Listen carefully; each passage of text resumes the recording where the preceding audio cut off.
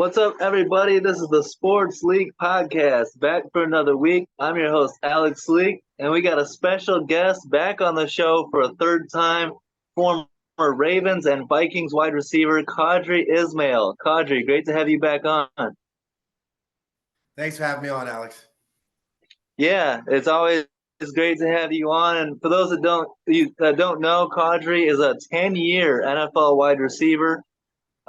Played in 9 playoff games, including a Super Bowl 35 win with the Ravens over the New York Giants. So I'm sure you got to be really excited right now about how the season has gone for your Ravens. You know, you came on before the season started and we did a Ravens season preview. And to see them now in the AFC Championship game, one win away from going to a Super Bowl, it's got to be, fun for you right now, huh? Oh man, this has been an exciting year. I know on my TV show on WJZ, which is here in Baltimore on CBS, we get a chance to obviously do a pregame show and break down the team each and every week and covering the team. And I think the one thing that really stood out to me that got this team to this point is their chemistry. It's their way in which they have a really cool, just genuine love for one another and their desire to play and keep and hold each other accountable. And there's no egos, there's no negative mindsets. It's all positive, which you don't normally get that from a professional football aspect of things. But when you do get it, that's the secret sauce. And I think that's one of the things that has put this Ravens team to this point. It's their chemistry and the way they, kind of gel and really groove together. Yeah, and I think a lot of that credit goes to head coach John Harbaugh, Lamar Jackson, of course, and the addition of Roquan Smith on the defensive side of the ball. He's really emerged as a leader for that unit, right? So it's interesting because when Roquan was traded from Chicago, obviously there was some contract dispute with the Chicago front office, and you know, I think the Ravens are sitting back looking at a second round pick, and they're probably thinking to themselves, "This is the greatest second round pick ever known to man for them." Yeah. From the moment he took the field, I call it a high tide raising all ships. Every time he stepped out on the field, you could just see where others around him got better. And I think this year he's really, stepped into his own skin and felt, right at home, from training camp all the way in through the postseason. And so it's really been, I think, just a wonderful experience to see as a fan, a guy that, Lamar called this generation's Ray Lewis. Yeah. That's some big shoes to fill, but he has no problem filling them in. He is a sideline to sideline linebacker, every down player, and it's quite remarkable. Yeah, and as a Bears fan, I can hardly stand it, hardly deal with it. I mean, he was our Brian Urlacher, our you know Dick Butkus, Mike Singletary, that Bears linebackers, and you're going to trade him away, and as Ravens fans, is their benefit to get an elite leader, playmaker, weapon all around. So I love what he's doing. Him going to Baltimore, the Ravens have become my AFC team. I'm rooting for them. And it's going to be a great AFC Championship game. Real quick, yesterday we saw Jim Harbaugh, after leading Michigan to a national championship, get hired by the LA Chargers on a 5-year deal.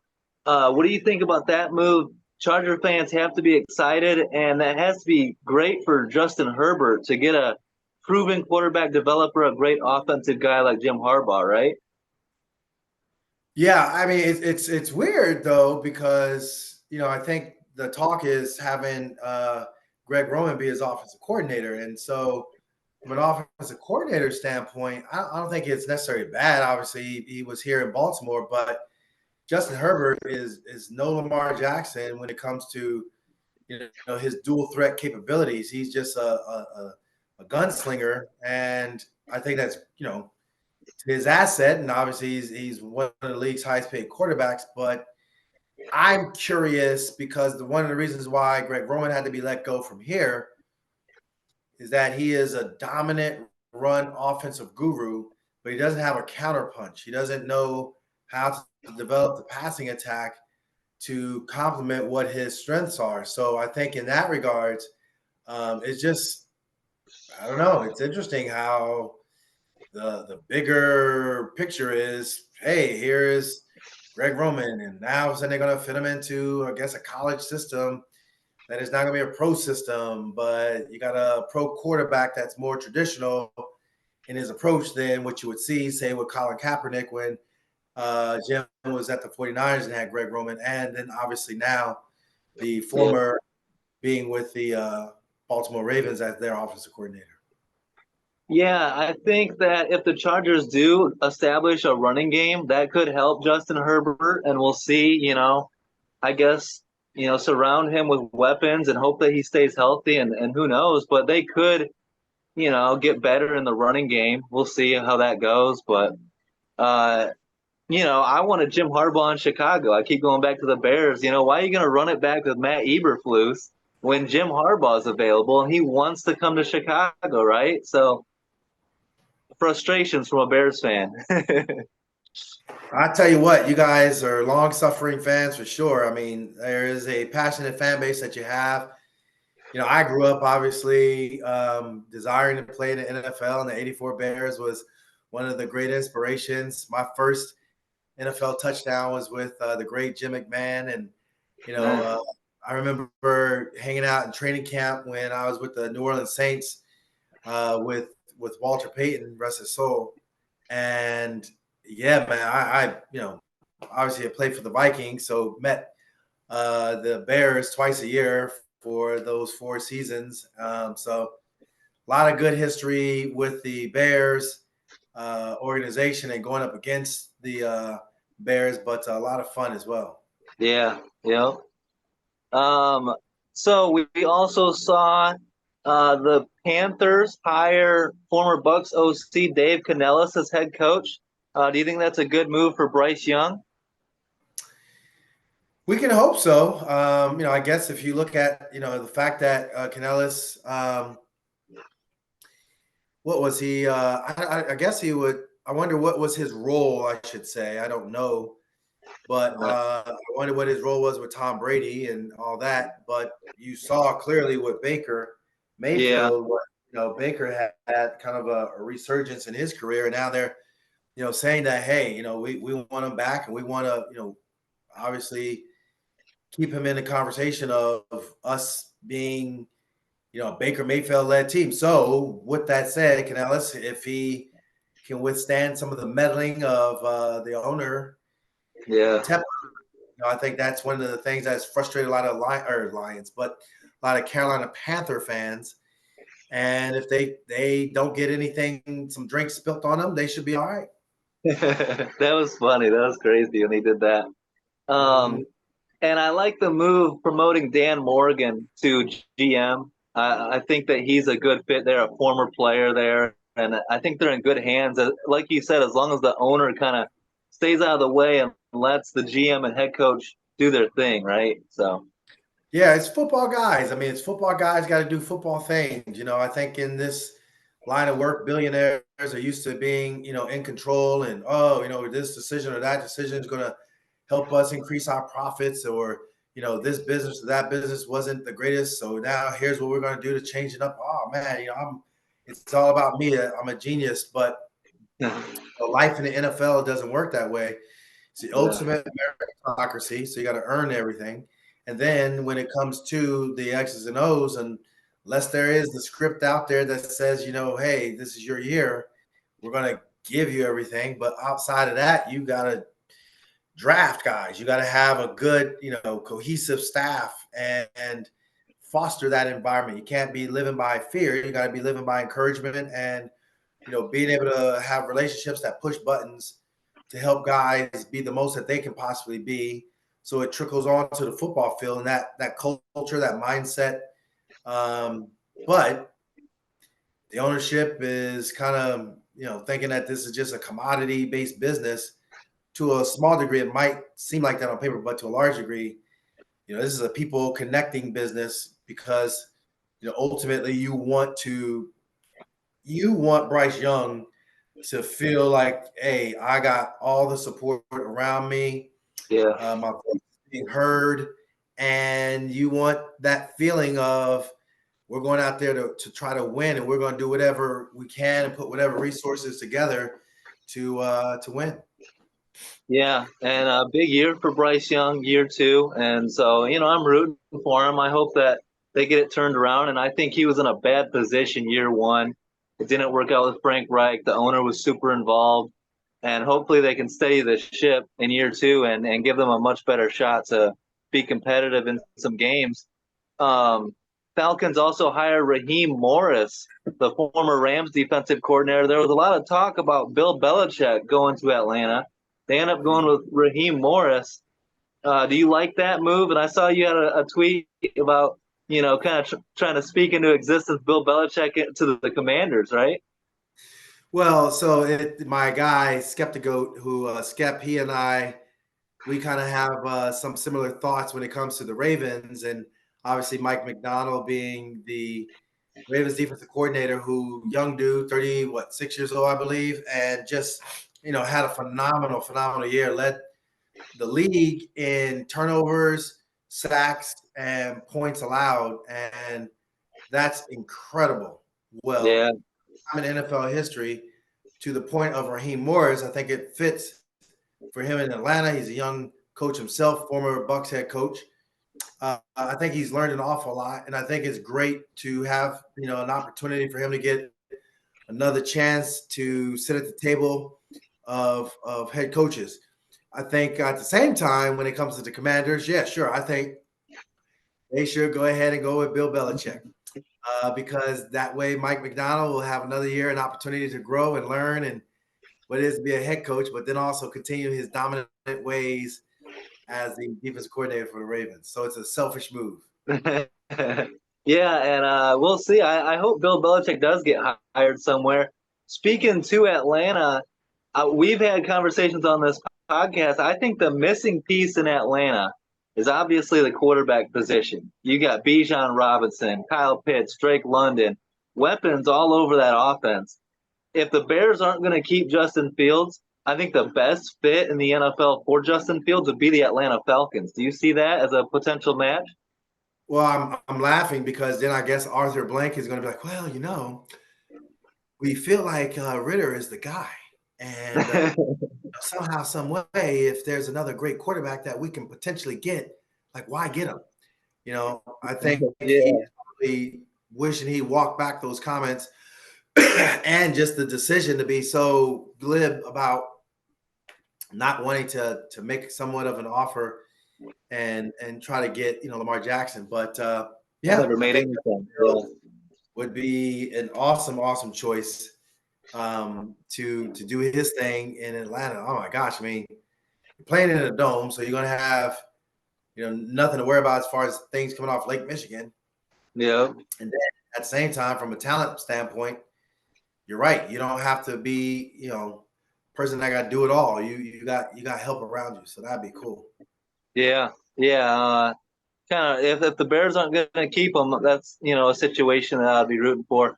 So let's go to your Baltimore Ravens. I predicted them when I had you on winning 10 to 12 games. You said that might be a little low. You said 13 or 14, and you were right on the money with 13-4 and winning the division and having a great season. And impressive win over the Texans and really the defense. Only allowing this because CJ Stroud had been so red hot all the way up until that game. And the offense scored, 3 points? That defense is crazy. And do you think that they can play as effective against Patrick Mahomes? He's a big game quarterback. He always seems to rise up to the opportunity, but it's in Baltimore. And the offense has been a little bit hit and miss this season, but they look pretty good against Buffalo. Are you confident with this Ravens defense? I mean, it's Patrick Mahomes, right? He's crazy. As much as it's Patrick Mahomes, I guess I'm gonna ride, the wave of Roquan Smith is saying that, he might be Patrick Mahomes, but he puts his pants on the same way we do. We respect him. I think Yeah. the main thing is for them is to recognize, look, we feel good about what we are doing, meaning that their defense, the way they go about it is, pressure from all different looks. Has he seen a ton of looks? Absolutely. But can Mhm. you plaster, meaning if you're in the secondary, contain and not allow the receiver, once the play rhythm is over, there's a second act. And that second act, that second play, or that extension of the play, if you plaster or hold on to your responsibility and go around the field, I don't think there's anywhere to go with the football. I'm pretty confident in the way, there's going to be guys getting to Patrick Mahomes. So he's an amazing quarterback. I think you got to really be on your P's and Q's. But, like the dudes are saying, they're not, nervous or concerned about it. So I humbly am going to be conservative and not worried about it either. Yeah, and it might sound crazy to say, but honestly, I know Patrick Mahomes, Travis Kelce, Rashee Rice. I think the key to stopping the 2023 version of the Chiefs is to stop Isaiah Pacheco.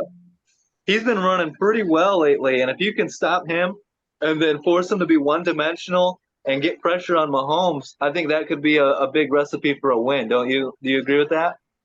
Yeah, I think Pacheco is a aggressive, downhill, accelerating kind of a running back. And if you look at, like what the Dolphins did, a little bit of what the 49ers did, there's some big plays to be had. And I think that's something that, the Ravens got to be concerned about, for sure. If they can, be smart and contain themselves, I think, there's opportunity to, make this a one-dimensional game and force, Patrick Mahomes to have to throw the football, which is to the Ravens' benefit, and obviously taking away Travis Kelce and shake it off with him. And if they can shake it off, then they'll be good.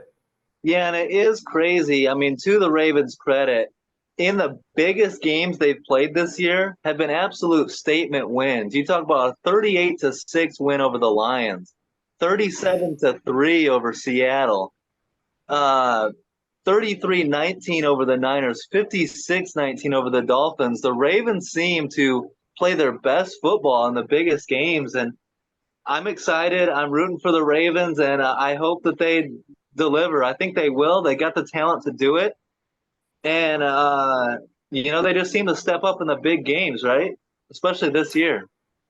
Well, I think that's one of the advantages for this year's ball club. It's that, yeah, we know that in the losses that they've had, two to Pittsburgh, one to Cleveland, and one to the Colts, those four losses have only been because of their actions. And that's kind of, I don't know, maybe arrogant of me to say, but the fact remains that they gave away a game to Gardner Minshew.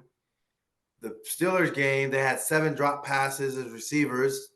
You look at the Steelers' final game of the regular season, it was meaningless. So they had primarily their backups in. Lamar didn't even play. Yeah. And against, literally the Browns, unfortunately, at the last, literally second, they failed to get Cleveland off the field, and they wound up kicking a game-winning field goal. So, yeah, I mean, I think it's one of those scenarios where they felt really good, but they didn't get it done. 4 games, that is because of them, their accountability. I think that's something that you can hang your hat on as far as the way they just totally came to play week in and week out, no matter who is the opponent. And that list of those opponents that you mentioned, they were above 500. I think it was like 2 games above 500, and they beat them by double-digit points, which is like unheard of. That's Yeah. kicking ass there, kicking some Yeah. serious. Yeah, and getting Marlon Humphrey and Mark Andrews back is a huge boost as well, right? Especially, I believe Mark Andrews and Isaiah Likely has been coming on of late, and then you get Mark Andrews back now too, and he's fully participating in practice and everything. That to me is a huge boost going into this game. So it's great to see that Mark is potentially coming back, but the thing is, you don't know if he's going to play, if he's going to be active. John Harbaugh's been playing that kind of close to the vest. With Marlon, it seems as though he's kind of been limited and stuff, and I guess there's been talk that his injury is to the point where he might not be able to play, but he's trying to do everything he can to play. So we don't know as of this taping. Maybe something will come out, but we'll see. Yeah, I'm hopeful. I'm optimistic that they play. You need all hands on deck. How about the NFC side? The 49ers, this was my pick going back to like week 12 was 49ers Ravens in the Super Bowl. And when the playoffs started, I stuck with it. 49ers Ravens. Any chance that the Lions can ruin those plans and go into San Francisco? I know they've taken care of business, won two home playoff games, but do you give the Lions a legit chance to go into San Francisco and beat the 49ers? I know Debo Samuel's health is a big question mark. I expect him to play, but how effective will he be? That's going to be a big factor, right? Oh yeah, I mean, well, Debo is just such an amazing player, and he brings so much swagger. He kind of defines what they want to be as far as toughness, downfield blocking, run after catch dominance. But he hurt his shoulder, so how aggressive is he going to be remains to be seen if he does play. Yeah, But he certainly is a present. I think Brandon Ayuk is shoot, that dude is a baller in his own right. yeah, I think this game comes down to can the Lions withstand the Brock Purdy poise. In other words, is it a situation where they pressure is what you're trying to do to the quarterback? So if you can get to Brock Purdy, that's to your advantage. Offensively, yeah, it's all about what can we do offensively. They run the football extremely well. Uh, why is their quarterback slipping my mind? Goff. Yes, Jared Goff. Thank you, Jared Goff. I'm thinking of Josh Rosen. I'm like, who the that dude is so in the rearview mirror. It's not even funny. But yes, Jared Goff. Good God, man, that dude. You talk about just resurrection. Yeah, He's so much poise, and I think they give him an opportunity to really spread the football around. Saint Amon Ra. That dude is just he's solid, he's clutch. I like their overall offensive flow. I think they have every right to be on this stage, and it wouldn't surprise me if they won. yeah, and I've been saying it all year. I watch the Lions closely, and in all the games, they're so good when Jared Goff protects the football. But when he does turn the ball over, sometimes it snowballs into two, three, four turnovers. And after seeing what the Niners did to Jordan Love, ending his ridiculous hot streak, picking him off twice, Dre Greenlaw, Fred Warner were all over the field. Um, I think the Niners defense ends up prevailing for and turnovers are going to be key because Brock Purdy could have thrown a pick six in that Packer game too. So whoever protects the football, as always, turnovers are going to be huge in that game. But I'm riding Niners and Ravens. Yeah, no, I hear you. I guess me sentimentally, I would say Lions from the NFC. And I just think the Ravens, this is their year. I think, locked in is the theme that Lamar Jackson has been saying for this entire year. And I think every time, Yeah. people want to get caught up in the MVP talk or whatever, he's very muted about that. And it's like, yeah, that's all well and good, but stay locked in. We got to stay locked in. We haven't done anything. I haven't done anything. We haven't finished. The job isn't finished. I think this Sunday, 3 o'clock. job is going to be finished, and the Ravens will be advancing to Vegas. I love that Lamar's mentality, and I think that I feel like his game has stepped up to a whole new level. If you remember, I like to compare it to, Vic in Atlanta was so good, but then when Vic went to Philly, he took a whole nother step. And to me, I believe that Lamar this year has taken a whole nother step. I believe it's confidence in the team around him, his weapons and all that. But he's been so much more patient in the pocket. He used to be more like one or two read and take off running. This year it seems like more two, three, four read, and then he can still use his unreal athleticism to kill you. So he's been so good, and I love his mentality. Is Mamba mentality, right? Pretty much like job's not finished. I don't care about nothing else. I want that ring, right? Well, I mean, from the time he was drafted, he said he wanted to bring home a Super Bowl championship to Baltimore. Believe Yeah, that. yeah, I His love it. words, and so we believe in it. We're locked in just as much as he is. um, you from experience, you played in Super Bowl 35. What's it like to play in such big game atmosphere, the pressure, the media, the hype? How hard is it to stay mentally locked in such a intense atmosphere like that?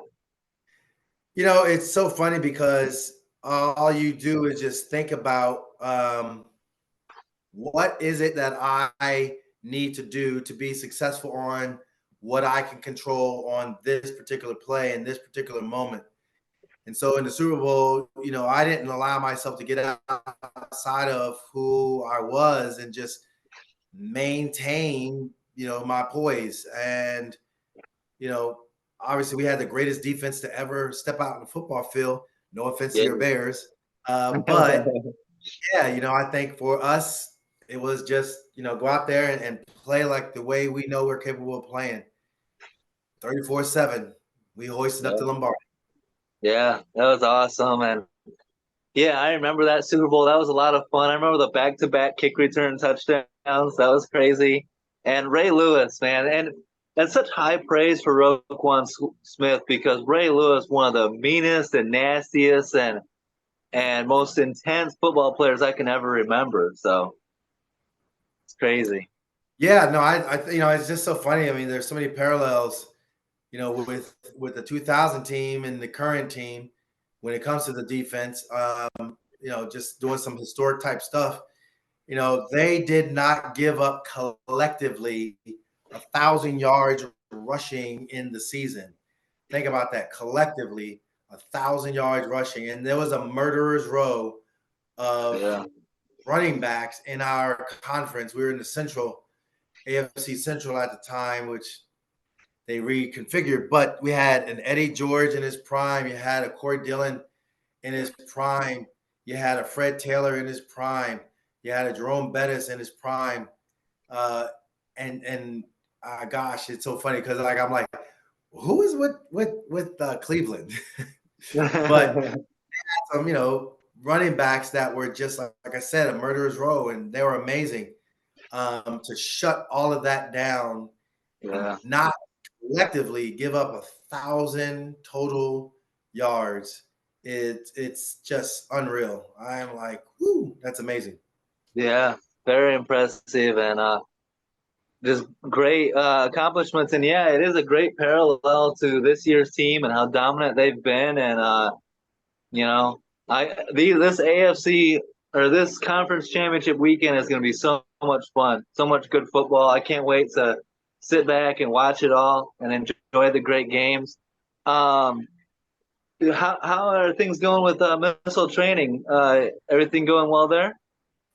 Yeah, so from a missile training standpoint, it's been awesome. I've had just the pleasure, like I've always said, I work with whether it be kids from 6 years old all the way up to adults, and my oldest client is 84.